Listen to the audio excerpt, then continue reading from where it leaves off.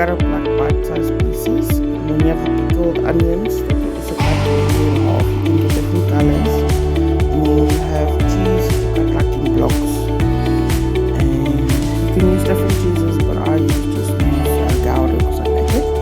And these are pickles, the gherkins that was just cut in slices, but I'm cutting too thin. And yes, you use this, so you get all the different pieces. So I usually like to put the pickle first. Or actually I have like a specific order, but I didn't try to change it. So I like putting the pickle first, and then the cheese, and then the onion. Show me something out. And then yeah.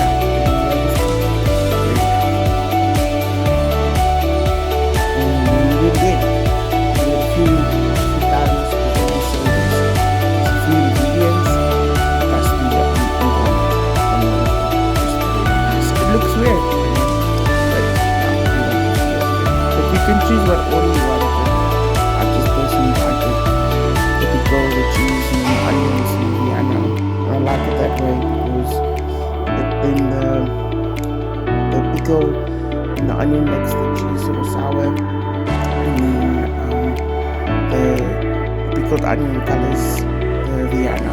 So it's just very nostalgic, and the Vienna is also colored, so that's usually why I put it in that order. You can put it in any order you want, as long as those 4 ingredients